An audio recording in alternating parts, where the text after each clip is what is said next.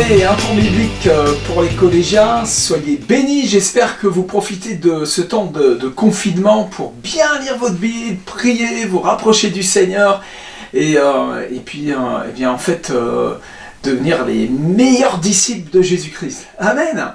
Alors ensemble on va faire un petit exercice, on va voir un passage de la Bible ensemble, on va dans l'évangile de Matthieu au chapitre 19.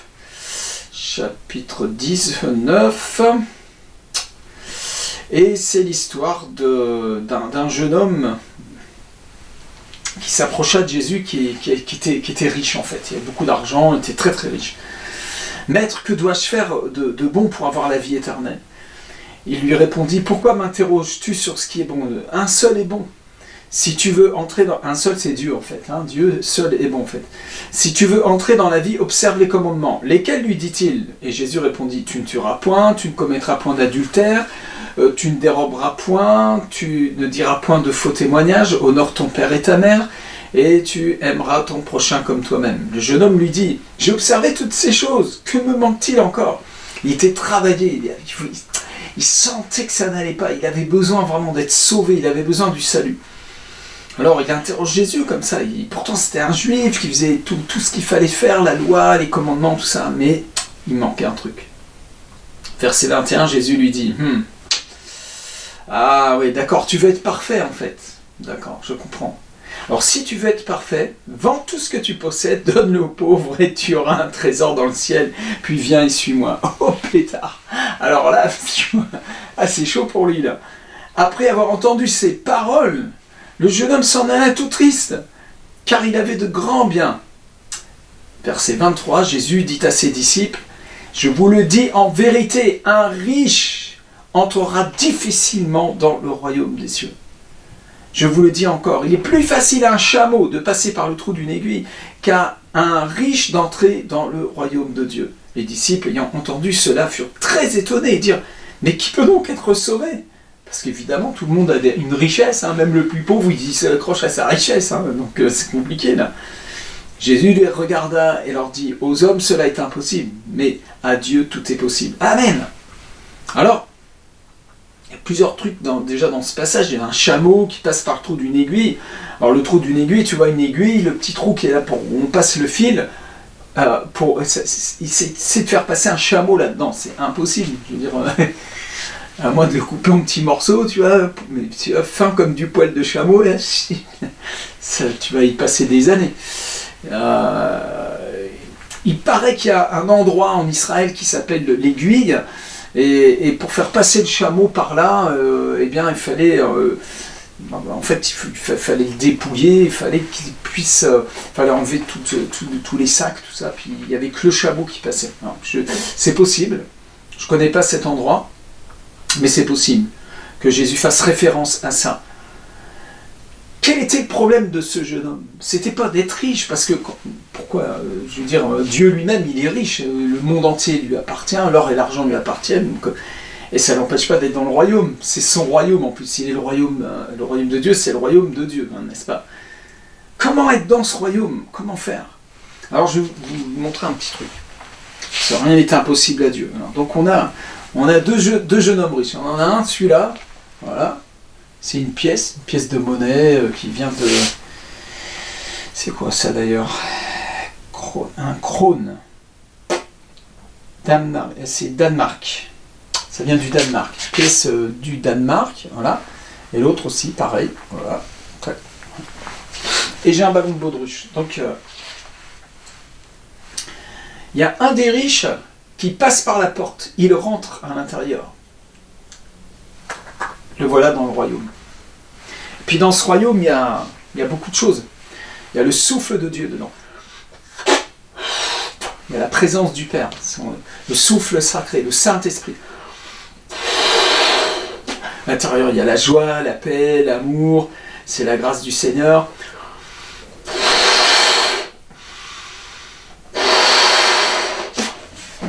Il est à l'intérieur. Il est rentré à l'intérieur, parce qu'il est rentré par la porte. Mais l'autre, c'est pareil, c'est un jeune homme riche, plein d'argent, et il voudrait rentrer à l'intérieur. Voilà, c'est peut-être un petit peu trop gonflé. Voilà, il veut rentrer à l'intérieur. Un petit peu trop encore. Voilà. Et il veut rentrer à l'intérieur. Il rentre à l'intérieur, comme ça. Et il force même. Et à un moment donné, tu sais, il se croit vraiment à l'intérieur. Tu vois, il s'y croit, tu vois. Hein. Tac, il se croit à l'intérieur. Tu sais, il est là, il pousse, mais il n'arrive pas à rentrer. À un moment donné, oh, je suis à l'intérieur. Mais non, il n'est toujours pas à l'intérieur. Il est à l'extérieur et il pense qu'il est à l'intérieur. Et ça, c'est vraiment quand on est religieux. On est religieux, on essaie de rentrer dans le royaume de Dieu, mais on ne passe pas par le bon endroit. On essaie de pénétrer à l'intérieur. Alors il se dit, il lui dit, mais en fait, c'est parce que tu t'attaches à tes propres richesses. Mais ce n'est pas la richesse de l'argent qui l'empêche de rentrer. C'est qu'il pense que c'est lui qui va pouvoir produire ça. C'est ses efforts qui vont faire qu'il va pouvoir rentrer dans le royaume de Dieu. Il ne passe pas par la porte, il passe par ses propres moyens en fait. Donc pour dépouiller le jeune homme, parce qu'il faisait tous les 10 commandements, c'était un acharné, c'était vraiment le religieux quoi. Pour le dépouiller, pour lui dire, écoute, c'est comme un électrochoc, des fois Dieu pour nous parler, il est obligé de nous parler fort, pour qu'on puisse entendre parce qu'on est un peu sourd. Et il lui dit, ok, ton problème en fait, c'est ta propre richesse, tu es riche de toi-même en fait. Et Jésus va expliquer après aux disciples que, pour les riches, ça va être compliqué de rentrer dans le royaume. Pour rentrer dans le royaume, Jésus a dit, heureux les pauvres, car le royaume des cieux leur appartient. C'est pas d'être pauvre physiquement. Déjà, c'est vrai que physiquement, déjà, quand on n'est pas très très riche, on est plus humble, on est plus généreux. J'ai remarqué que les gens qui n'ont pas beaucoup d'argent, des fois, sont plus généreux que ceux qui en ont vraiment beaucoup, en fait, et puis qui sont très attachés à ça. Ça, c'est vrai. Mais c'est beaucoup plus, philosophiquement parlant, beaucoup plus profond. C'est une mentalité. Et de penser que je peux y arriver par moi-même est une forme de richesse qui est peut-être la pire. Parce qu'en réalité, des gens avares, j'en ai vu parmi les pauvres aussi.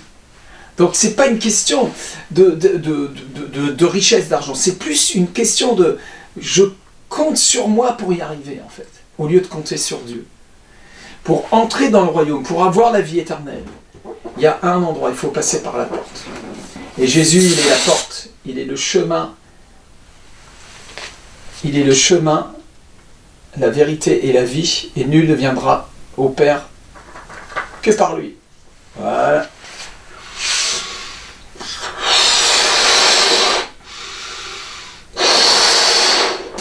Et une fois qu'on est dans le royaume, regardez. I believe I can fly. I believe I can touch the sky. Et cette chanson d'ailleurs dit je crois. C'est par la foi. C'est par la foi qu'on est sauvé. Amen. Oups. Voilà. J'espère que vous avez compris ma petite leçon. Et si vous l'avez compris, vous pouvez simplement dire à Jésus, maintenant posez votre main sur votre cœur et vous répétez après moi, Seigneur Jésus, j'ai compris que je ne peux pas me sauver moi-même, que je sois pauvre, que je sois riche, mais que c'est toi qui es mon sauveur. Et tu es la porte, tu es le chemin, Seigneur. Et je viens à toi. Je n'ai pas besoin d'une religion, j'ai besoin d'avoir une relation personnelle. Maintenant, avec toi, Seigneur, viens dans mon cœur et remplis-moi du Saint-Esprit. Et je veux habiter avec toi, Seigneur, dans ton royaume. Au nom de Jésus. Amen et Amen. Si vous avez fait cette prière, vous êtes magnifiques.